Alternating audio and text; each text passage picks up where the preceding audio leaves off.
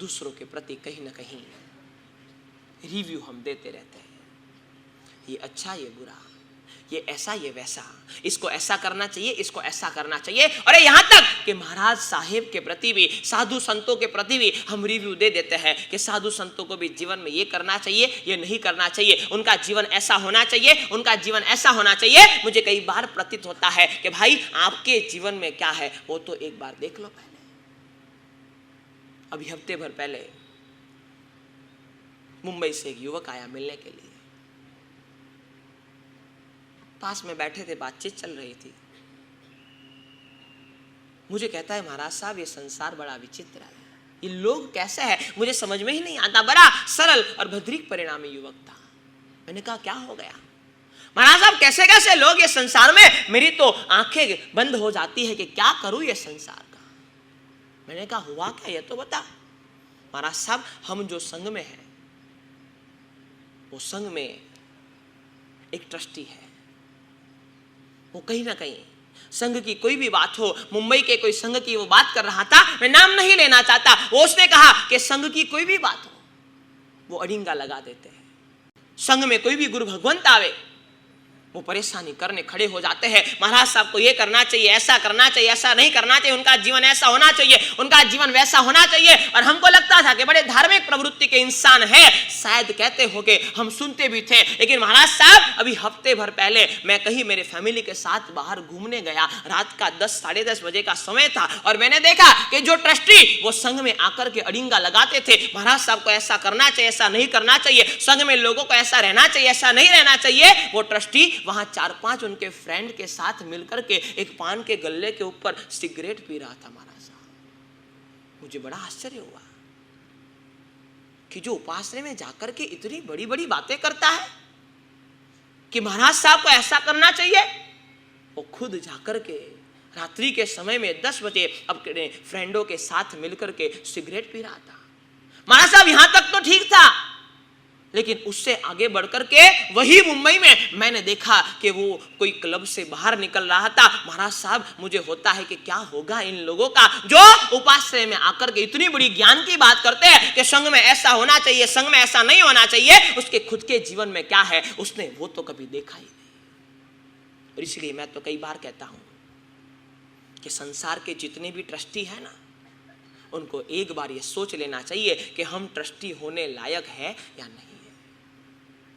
जो परमात्मा का शासन और वो शासन के भीतर एक संघ को चलाना, एक समाज को चलाना, और संघ को चलाने के लिए आपके भीतर जो योग्यता होनी चाहिए, जो पात्रता होनी चाहिए, वो आपके भीतर है या नहीं, ये बहुत बड़ा सोचनीय प्रश्न आज के समय में है। कि हजारों लोग ट्रस्टी बनने के लिए लालायित है, उत्सुक है, हमको संघ का ट्रस्टी बनना है, हमको समाज में आगेवान बनना है, हमको समाज में आगे बढ़ना है, आगे आना है। लेकिन पहले अपने आप को देखो तो सही कि आप ट्रस्टी बनने लायक हो या नहीं।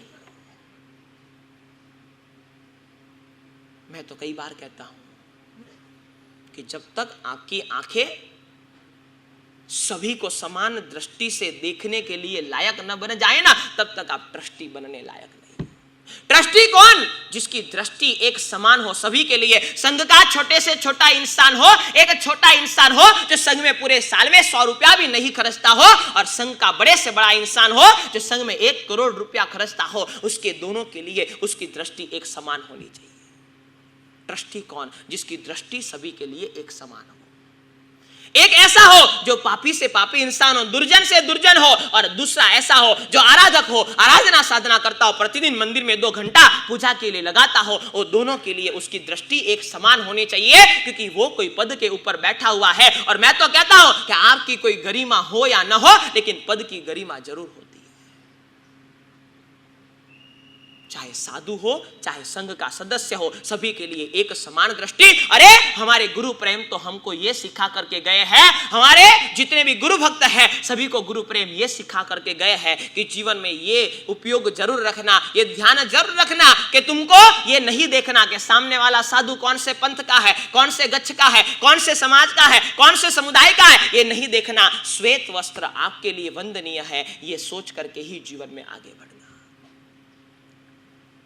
आप ट्रस्टी बन जाओ और आपका दृष्टि भेद हो, कोई गुरु भगवंत के लिए प्रेम हो, कोई गुरु भगवंत के लिए द्वेष हो, ये जरा भी नहीं हो सकता। आप ट्रस्टी बनने लायक नहीं हो। इसीलिए मैं तो कहता हूं कि जीवन में समझ लेना, जो भी अपने आप को ये सोचता हो कि मुझे संघ का ट्रस्टी बनना है, मुझे समाज का ट्रस्टी बनना है, या तो ट्रस्टी बनकर बैठे हुए हैं, उनको ये सोच लेना चाहिए कि जब तक आपकी दृष्टि एक नहीं हो जाती तब तक आप ट्रस्टी बनने लायक नहीं।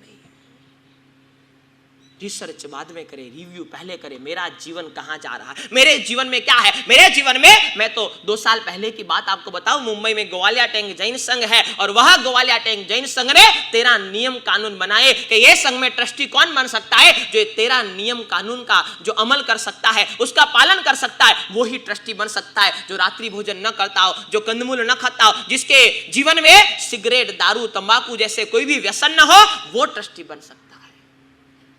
जो संघ के प्रति वफादार हो, जो गुरुओं के प्रति वफादार हो, जो समाज के प्रति वफादार हो, जो कभी किसी की निंदा ना करता हो, जो हमेशा पॉजिटिव माइंडसेट लेकर के चलता हो, वो ट्रस्टी बन सकता है। नेगेटिव माइंड वाले ट्रस्टी बन जाए ना तो संघ का सत्यानाश कर देते हैं। और इसीलिए मैं आपसे कहना चाहता हूं, बराबर समझना, आप यदि ट्रस्टी है तो एक बार जरूर सोच लेना कि क्या मैं ट्रस्टी बनने लायक हूं। रिव्यू नहीं, रिसर्च। और रिव्यू करना बहुत सरल है। एक दिन में हम आदमी के ऊपर मार्क्स रख देते हैं, ये इतने में है, इसमें अच्छा ये बुरा है, लेकिन खुद को संभालना, खुद को देखना, खुद को जानना और खुद का रिसर्च करना सबसे कठिन काम यह संसार में है। बराबर समझ लेना। प्रेम, भक्ति, आराधना, प्रवचन के अद्भुत संगम से जुड़ने के लिए सब्सक्राइब करें गुरु प्रेम मिशन की YouTube चैनल को और ताज़ा अपडेट के लिए बेल आइकन पर क्लिक करना ना भूलें।